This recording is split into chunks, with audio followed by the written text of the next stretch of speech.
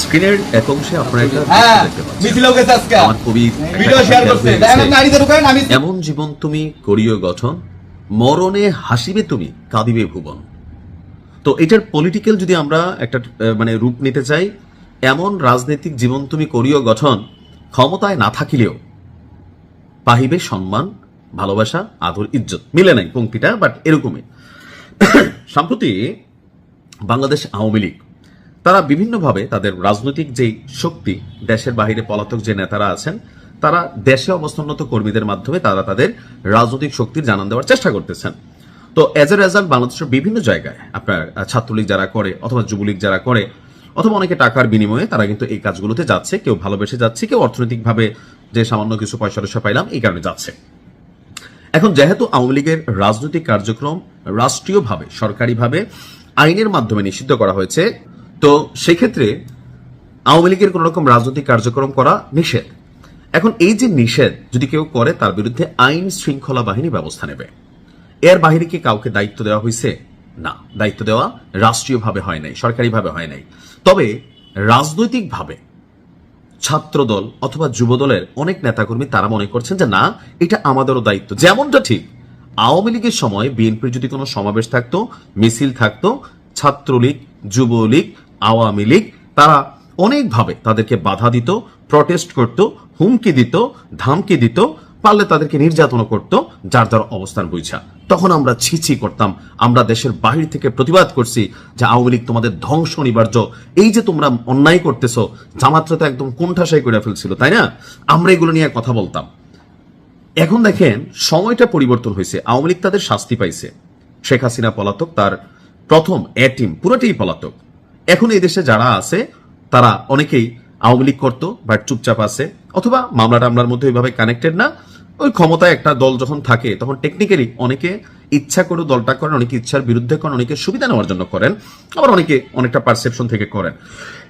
এখন দেশে যারা আছে তাদের সাথে এই মুহূর্তে যে ভিডিওটা আমরা দেখলাম, এটা হচ্ছে গাজীপুরের একটা ভিডিও। কোন একটা স্কুল পড়ুয়া ছেলে অথবা কলেজ পড়ুয়া ছেলে, সে আপনার মিছিলে গেছে, জয় বাংলা বলছে, শেখ হাসিনা ফিরে আসবে। ওই যে শেখ হাসিনার একটা ভিডিও ভাইরাল হয়েছে, আমি ওটা নিয়ে একটা ব্যাখ্যা দিচ্ছি, যেটা পলিটিক্যাল স্ট্যান্ড ছাড়া কিছুই না। আর এটা দিয়ে আপনার অনেক নেতা কর্মীরা স্লোগান দিচ্ছে কোথায়? সরাসরি দেশে। আওয়ামী লীগের অফিসিয়াল ফেসবুক পেজ থেকে তাদেরকে বাহবা দেওয়া হচ্ছে, তারা অনেকে প্রাউড ফিল করতেছেন। কিন্তু আইন শৃঙ্খলা বাহিনীর হাতে এই ভিডিওগুলোর জন্য বা এই ধরনের মিছিলগুলোর জন্য অনেকে অ্যারেস্ট হচ্ছেন। আবার অনেকে এই যে গাজীপুরের যে এলাকার ঘটনাটা, আমি ভালো করে জানি না কোন এলাকার এই ঘটনাটা, যেভাবে ঘরে ঢুইকা শাসাচ্ছিলেন আমাদের এই ভাই বা ওনাদের একটা টিম, সম্ভবত ছাত্র দল বা যুব দলের, এই কাজগুলো কিন্তু ভাইয়া ঠিক না। এখন অনেকে বলবেন তুমি তো তাদের পক্ষ নিচ্ছ না, আপনাদের পক্ষ নিয়ে একসময় কথা বলছি।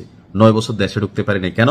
তখন আওয়ামী লীগের মনে হইতো আমরা হয়তো বিএনপি থেকে টাকা খাই অথবা জামাত থেকে টাকা খাই, তাদের পক্ষে আমরা কোনো ন্যারেটিভ তৈরি করতেছি, সরকারের বিপরীতে আমরা কোনো অবস্থান নিচ্ছি।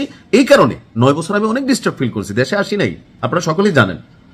এই কথাগুলোই আমি আমার জায়গা থেকে কোনো নির্দিষ্ট দলকে সাপোর্ট করে তেলবাজি কথাবার্তা আমার আসে না। আমি শুধু এটা বুঝি কোন কর্মটা আপনার জন্য আগামী দিনে বিপদ ডেকে আনবে। দেখেন, এটা বাংলাদেশ, কোন রাজনৈতিক দল একবারে হারাই যায় নাই। জামাতকে আওয়ামী লীগ অসংখ্য চেষ্টা করছে, কোন লেভেলে টর্চার করছে এটা আপনারা সবাই জানেন, কিন্তু জামাতকে হারাইছে।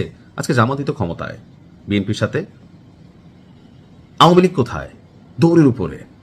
আজকে আওয়ামী লীগের যে মানুষটা অন্যায় করছে তার বিরুদ্ধে আপনি আইনি ব্যবস্থা নেন।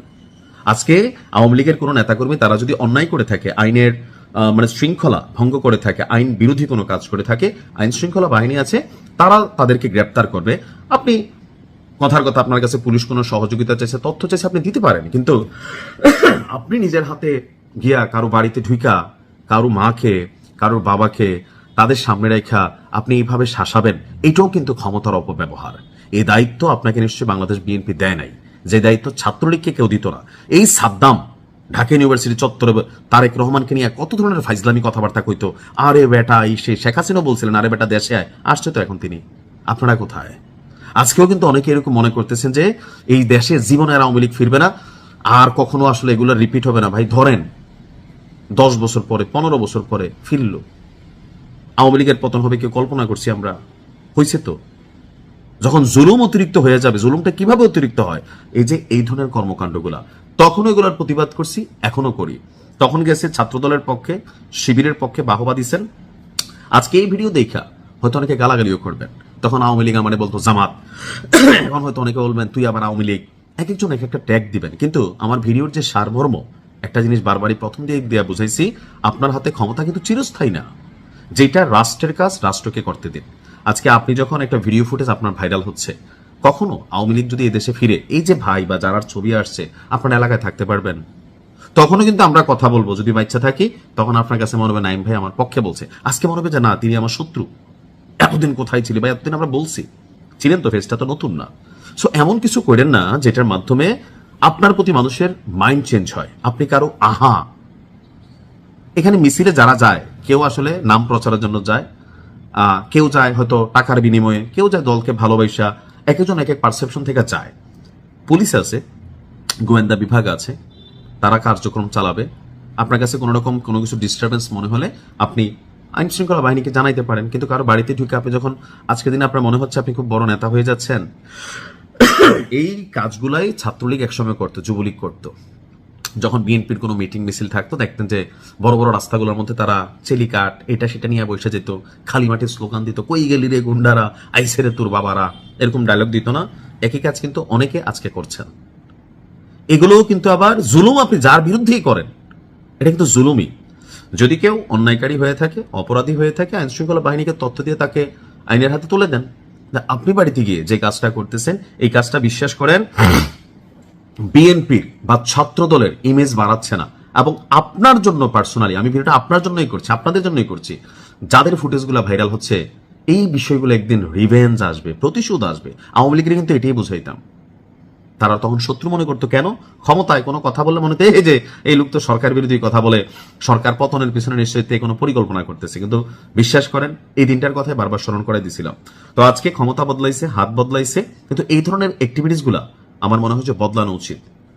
নয়তো কোনো একদিন আপনার জন্য আবার ঠিক এমন একটা দিন অপেক্ষা করবে, সেই দিনও নাইম ভাই কথা বলবে, তখন আপনার পক্ষে বলবে।